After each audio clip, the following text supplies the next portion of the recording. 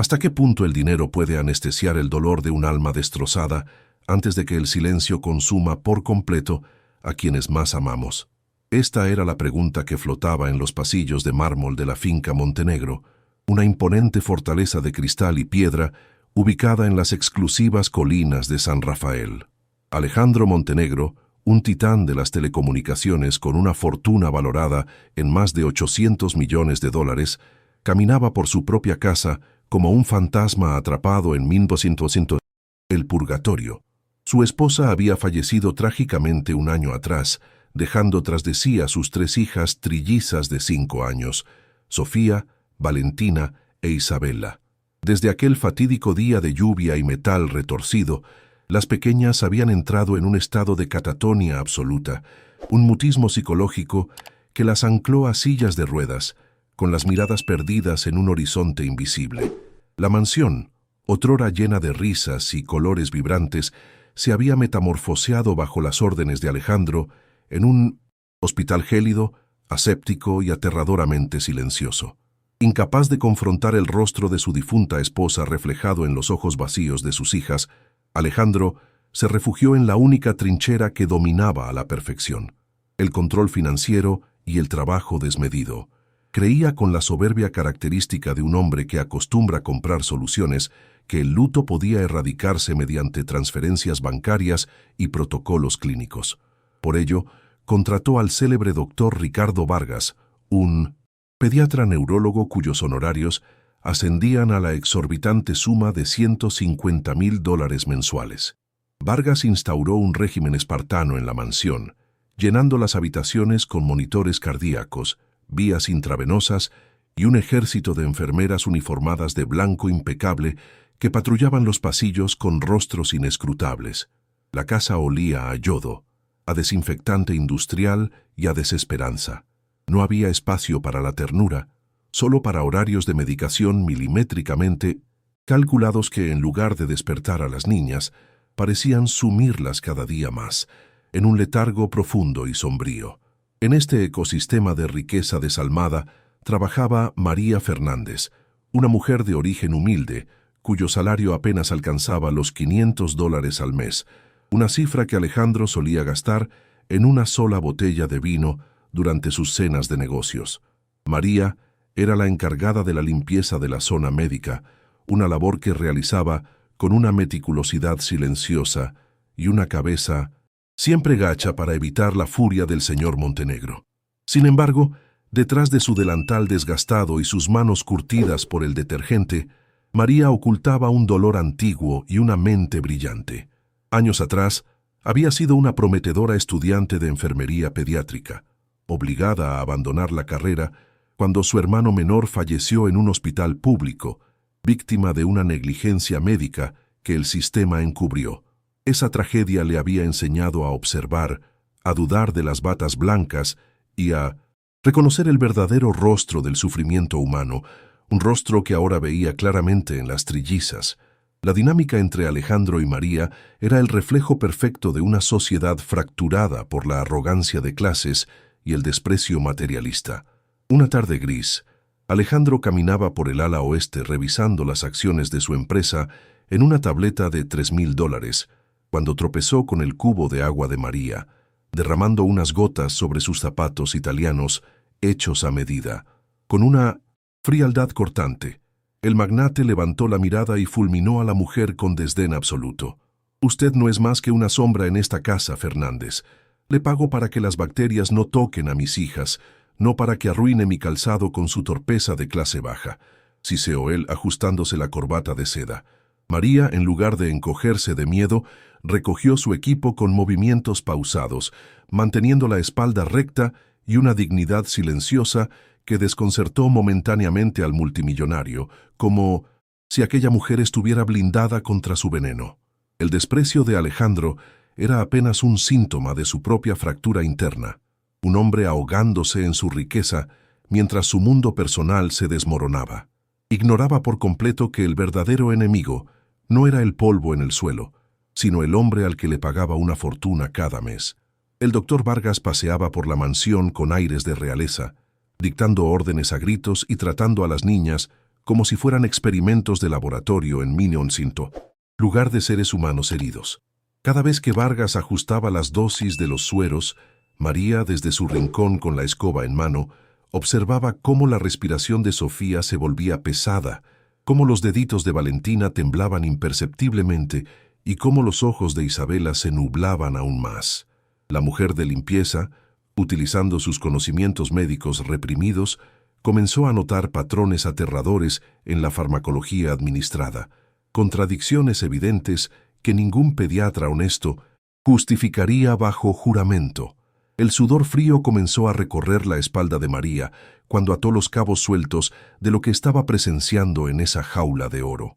A escondidas, durante sus breves descansos en el sótano húmedo que le asignaron, empezó a llevar un registro detallado en una pequeña libreta azul de $1. Anotaba las horas, el color de los fluidos intravenosos, las fluctuaciones en los monitores de signos vitales y las reacciones adversas de las trillizas. Mientras Alejandro gastaba decenas de miles de dólares semanales en juntas directivas y cenas opulentas, tratando de olvidar su realidad. María vigilaba las sombras del lujo.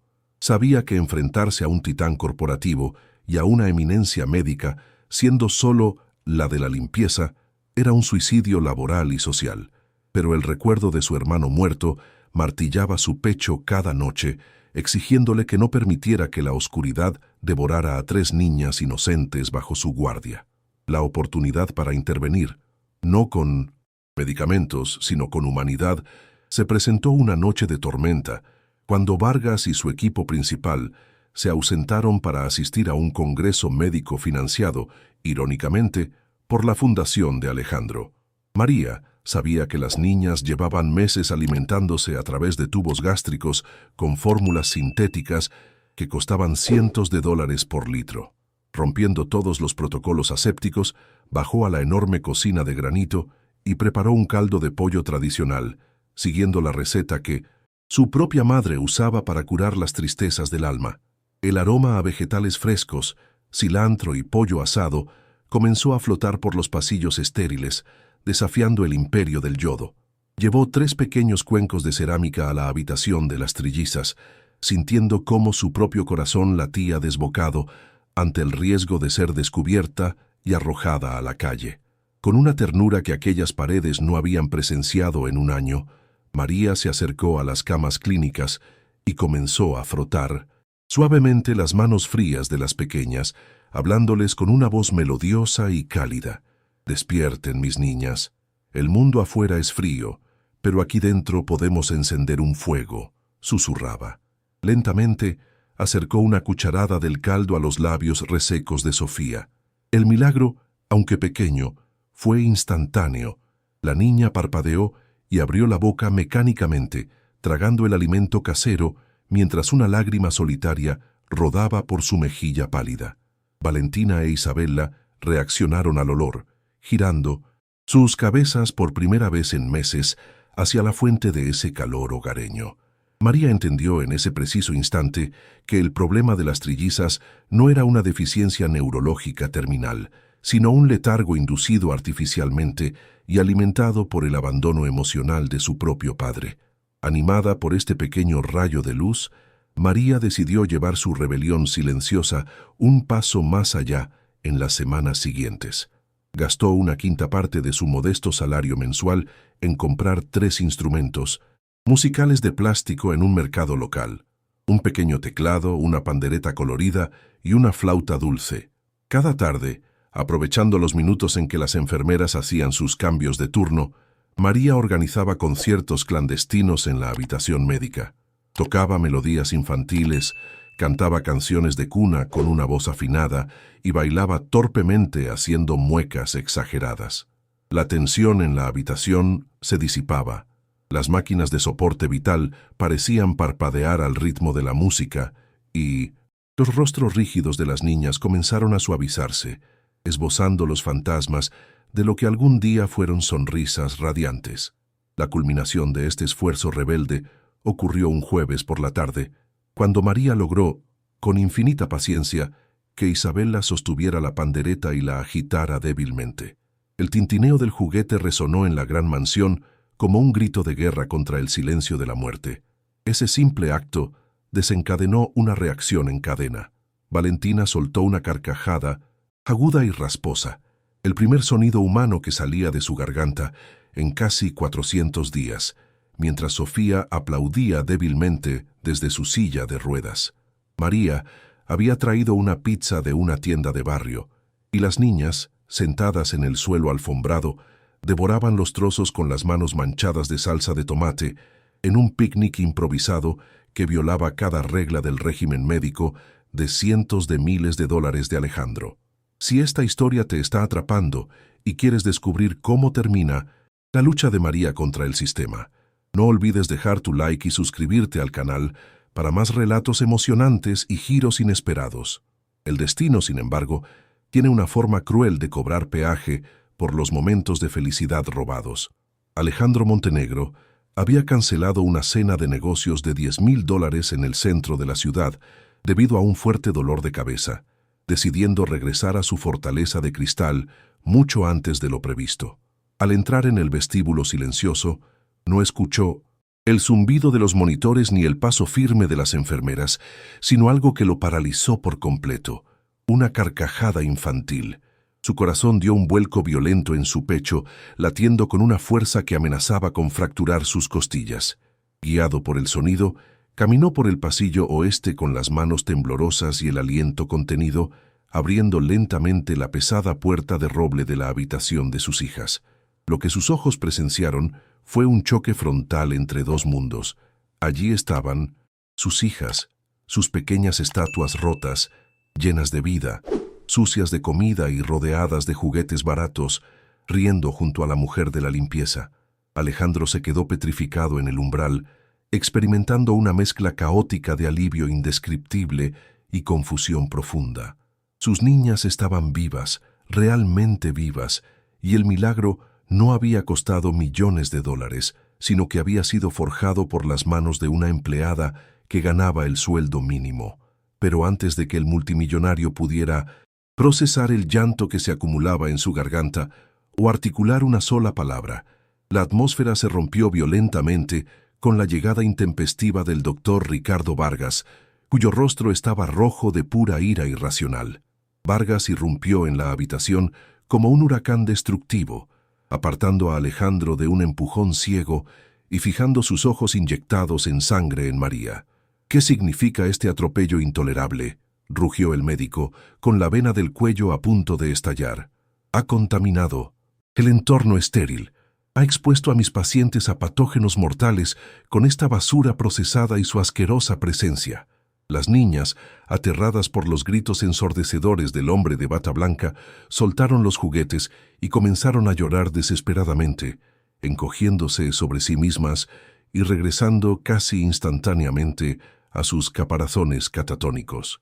Alejandro, sacudido por la reacción de sus hijas y condicionado por meses de obediencia ciega a la autoridad médica, recuperó su máscara de arrogancia corporativa y se volvió hacia María con una mirada cargada de furia y decepción. «Está usted despedida, Fernández. Recoja sus cosas y lárguese de mi propiedad ahora mismo antes de que llame a la policía por intento de homicidio negligente», gritó Alejandro señalando la puerta con un dedo acusador.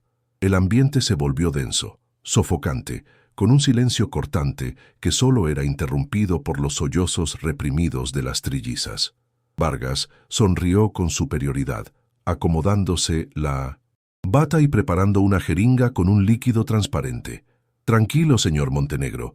Procederé a administrar un sedante fuerte para estabilizarlas tras este trauma causado por la ignorancia de la clase obrera», dijo el médico con tono despectivo. Fue en ese preciso instante, cuando la aguja se acercaba al brazo de Sofía, que la dinámica de poder en la habitación giró drásticamente, como un barco que cambia de rumbo en medio de una tormenta. María no lloró, no suplicó por su empleo, ni bajó la cabeza como Alejandro esperaba. Por el contrario, se irguió en toda su estatura, sus ojos oscuros, brillando con una determinación fiera y una calma glacial que hizo vacilar la mano del doctor Vargas. Con un movimiento rápido, María interceptó el brazo del médico, sujetando su muñeca con una fuerza sorprendente que desafiaba su complexión física. Usted no va a inyectarles una gota más de fenobarbital a estas niñas, doctor, pronunció María, su voz resonando en las paredes con la autoridad absoluta de quien posee la verdad indiscutible. Alejandro quedó atónito, con la boca entreabierta, incapaz de comprender cómo una simple encargada de limpieza conocía el nombre exacto del potente sedante barbitúrico que se suponía era un complejo tratamiento neurológico. Con su mano libre, María rebuscó en el bolsillo de su delantal y extrajo la pequeña libreta azul y desgastada, lanzándola con fuerza sobre el pecho del multimillonario. Alejandro atrapó el cuaderno por instinto, sintiendo que el modesto objeto quemaba en sus manos.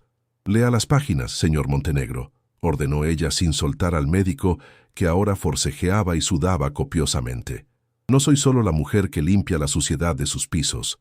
Fui enfermera pediátrica antes de que el sistema médico que usted tanto venera asesinara a mi hermano. Llevo 6 meses documentando cada dosis, cada miligramo que este supuesto salvador les ha estado inyectando.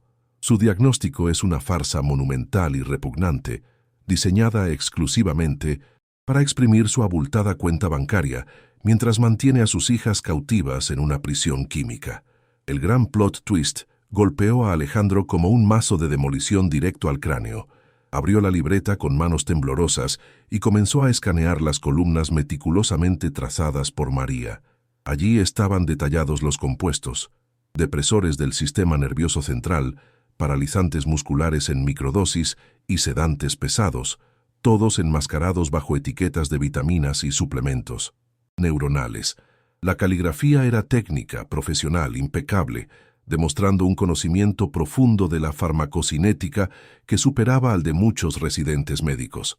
La humillación se apoderó de Alejandro, no porque una empleada le estuviera gritando, sino por la aplastante comprensión de su propia ceguera.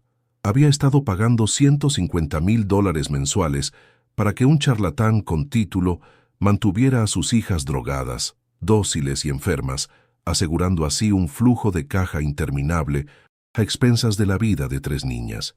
Vargas intentó zafarse y comenzó a balbucear excusas patéticas, invocando su prestigio, sus contactos en la alta sociedad médica y amenazando con demandas millonarias por difamación. Pero la máscara había caído al suelo y se había hecho pedazos. María lo empujó hacia atrás clavando su mirada en el tembloroso magnate. La verdadera medida de una persona no es lo que posee en el banco, sino lo que construye con sus propias manos y su corazón. Y usted, señor Montenegro, no construyó nada en este último año. Solo destruyó la infancia de sus hijas por negarse a enfrentar su propio duelo, sentenció María. Cada palabra era un puñal afilado y preciso que desgarraba el ego corporativo de Alejandro, dejando al descubierto al hombre roto, aterrorizado y negligente que había estado huyendo de su dolor. La tensión alcanzó su punto máximo. Alejandro cerró la libreta de golpe. El sonido resonó como un disparo en la habitación estéril. Su respiración era agitada. El sudor frío empapaba la frente del hombre más poderoso de la ciudad, quien ahora se veía reducido a cenizas emocionales frente a la abrumadora evidencia de su fracaso como padre. Sin decir una palabra al médico, Alejandro caminó rígidamente hacia el panel de control de la habitación, presionó un botón rojo de emergencia y cerró herméticamente las cerraduras electrónicas de la puerta, atrapando a Vargas en su propio laboratorio de horrores. Las cámaras de seguridad de los conductos de Minnesota. Ventilación, las instalé yo mismo por paranoia corporativa, murmuró Alejandro con la voz rota, sacando su tableta. Nunca las revisé porque confiaba ciegamente en usted, Ricardo. Frente a los ojos desorbitados del doctor Vargas, Alejandro reprodujo los videos almacenados en la nube. Las grabaciones en alta definición mostraban claramente a Vargas y a sus enfermeras jefe inyectando los sedantes oscuros en las bolsas de suero de las trillizas en la madrugada, bromeando cruelmente sobre cuánto tiempo podrían alargar la mina de oro del señor Montenegro. La hipocresía del médico, su crueldad calculadora, quedaron expuestas a la luz de las pantallas LED. El hombre que se creía dueño del destino de las niñas ahora sudaba frío, arrinconado contra la pared por la contundencia de sus propios crímenes. El millonario levantó la vista, con los ojos llenos de lágrimas de rabia y vergüenza, y marcó directamente el número del jefe de policía de la ciudad, sellando el destino del corrupto doctor. Impresionado por la valentía de María y la caída del corrupto doctor. Si quieres apoyar este tipo de narrativas que tocan el alma, asegúrate de darle a me gusta y suscribirte a nuestro contenido exclusivo. El desenlace te conmoverá. La llegada de las sirenas de policía rompió la noche en la exclusiva colina de San Rafael. Oficiales armados entraron a la mansión y esposaron al doctor Ricardo Vargas, arrastrándolo a través de los relucientes pasillos de mármol que él mismo había dominado con terror. Junto a él, las enfermeras cómplices fueron detenidas enfrentando cargos graves por negligencia médica, fraude agravado y abuso infantil, crímenes que asegurarían el fin de sus carreras y la incautación de todos sus bienes mal habidos. Alejandro observaba la escena desde la cima de las escaleras, sintiendo cómo el imperio de frialdad y control que había construido se derrumbaba pieza por pieza bajo el peso de su propia estupidez. Se sentía sucio, miserable e indigno del título de padre, dándose cuenta de que su dinero casi había matado a su familia. Cuando las luces rojas y azules de las patrullas desaparecieron en la oscuridad de la carretera, Alejandro regresó lentamente a la habitación de las trillizas. Encontró a María sentada en el suelo, meciendo suavemente a Isabela, mientras Sofía y Valentina descansaban sus pequeñas cabezas en el regazo de la mujer.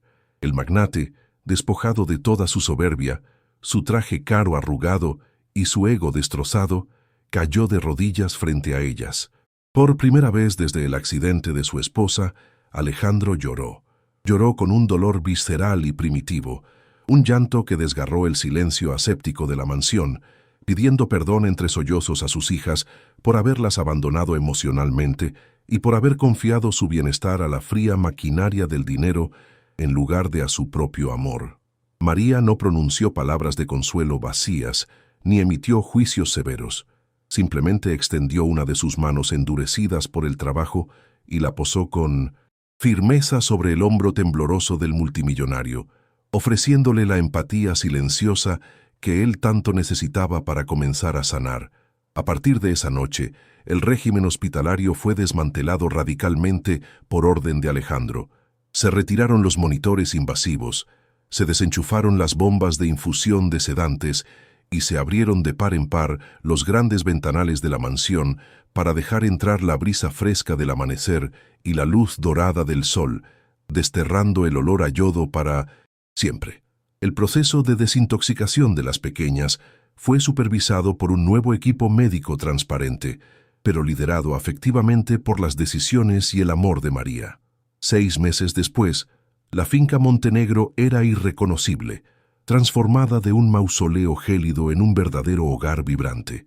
El césped del jardín trasero ya no era un escenario de exhibición estática, sino un campo de batalla lleno de juguetes de colores brillantes, pelotas de fútbol y caballetes con pinturas derramadas. Sofía, Valentina e Isabela corrían torpemente por el jardín, sus cuerpos recuperando la fuerza muscular y sus mentes despertando del letargo inducido. Las carcajadas resonaban rebotando contra las paredes de cristal, reemplazando el tétrico zumbido de las máquinas médicas. Alejandro, vestido con ropa informal y manchado de pintura azul en las manos, perseguía a sus hijas, involucrándose activamente en cada aspecto de sus vidas, habiendo vendido una gran parte de sus acciones para tener tiempo real de ser padre. En el centro de esta explosión de vida y renacimiento familiar se encontraba María Fernández. Ya no vestía el gastado uniforme gris de limpieza, ni sostenía una escoba. Llevaba un vestido cómodo y elegante, sentada en una silla de mimbre bajo la sombra de un gran roble en el jardín. Días después del arresto del doctor Vargas, cuando María había intentado presentar su renuncia, considerando que su misión había terminado, Alejandro se había interpuesto en la puerta, principal con los ojos llenos de lágrimas. Le había suplicado que no se fuera, no ofreciéndole un contrato de trabajo con un salario exorbitante, sino pidiéndole que se quedara como parte fundamental de su familia, como la figura maternal y la protectora sabia que sus hijas y él necesitaban desesperadamente para no volver a perderse. María había aceptado, no por la riqueza material que ahora la rodeaba, sino porque había encontrado en esas 3 niñas huérfanas y en ese hombre roto, un propósito que sanaba la herida abierta por la muerte de su hermano. Había transformado su luto en acción, su invisibilidad social en heroísmo, demostrando que la empatía profunda y la atención sincera poseen una fuerza curativa que ningún $1.000.000 puede comprar. Juntos, Alejandro y María habían fundado una institución benéfica dedicada a investigar y auditar malas praxis médicas en clínicas pediátricas, utilizando la enorme fortuna del señor Montenegro para proteger a familias vulnerables de monstruos con bata blanca como el Dr. Vargas, asegurando que nadie más pasara por la pesadilla de la manipulación médica. El contraste entre el Alejandro del pasado y el del presente era la prueba irrefutable de que la verdadera riqueza de un hombre no reside en sus cuentas bancarias extraterritoriales, sino en su capacidad para sentir, cambiar y amar. El empresario arrogante que medía el valor humano en dólares había muerto aquella noche en la habitación estéril. En su lugar nació un hombre, guiado por la humildad y el reconocimiento de sus propios errores. Aprendió a escuchar el silencio, a valorar las miradas y a entender que la dignidad humana es un derecho inherente, no un privilegio que se compra en tiendas de diseño o se impone con cheques firmados desde una oficina de cristal en la cima de un rascacielos. La historia de la familia Montenegro se convirtió en un susurro de esperanza en los pasillos de la alta sociedad de la ciudad, una fábula moderna sobre cómo la banalidad de la codicia corporativa puede ser derrotada por el acto subversivo del cuidado desinteresado. María, con su pequeña libreta azul, ahora guardada en una caja fuerte de cristal en la biblioteca de la mansión como símbolo de victoria, enseñó a Alejandro que el luto no es un fantasma del que se huye llenando agendas de negocios, sino un túnel oscuro que se debe atravesar caminando de la mano con aquellos que quedan vivos. La curación requería enfrentar el dolor directamente, aceptar la vulnerabilidad como una fortaleza, y no como una falla en el sistema que deba ser reparada por mecánicos arrogantes. Una tarde cálida de domingo, mientras el sol teñía el horizonte de tonos anaranjados y violetas, Alejandro y María se encontraban de pie en la terraza superior de la casa, apoyados en la barandilla de cristal, observando el bullicio alegre de las niñas en el jardín de abajo. Alejandro miró a la mujer que había salvado a su familia, sintiendo una gratitud inmensa que las palabras no lograban abarcar. En ese momento de paz perfecta, Isabela, la más pequeña de las trillizas, tropezó con un juguete, cayó al césped y miró hacia arriba. En lugar de llorar silenciosamente o buscar a una enfermera anónima, la niña se levantó sacudiéndose la tierra, sonrió ampliamente hacia la terraza y rompió los últimos vestigios de su oscuro encierro, alzando su voz clara y dulce. «Mira, papá, lo hice sola», gritó la pequeña Isabela con una fuerza sorprendente. Al escuchar la palabra «papá», que había estado sepultada durante más de un año bajo toneladas de sedantes y miedo, las piernas de Alejandro temblaron. Las lágrimas volvieron a brotar, pero esta vez eran lágrimas de una alegría absoluta y purificadora. María sonrió con orgullo, posando su mano sobre la espalda de Alejandro, mientras ambos contemplaban la imagen idílica de las niñas jugando a la luz del atardecer. La fortaleza de cristal de San Rafael había dejado de ser un mausoleo de hielo para convertirse en un verdadero refugio de vida, probando para siempre que las segundas oportunidades existen y que en la balanza final de la existencia, el amor genuino siempre pesará más que todo el oro del mundo. Si esta historia de redención, valentía y el poder curativo del amor te ha inspirado, por favor deja tu like, comparte con tus seres queridos y suscríbete para apoyar nuestro canal. Tu interacción nos ayuda a seguir contando historias que marcan la diferencia.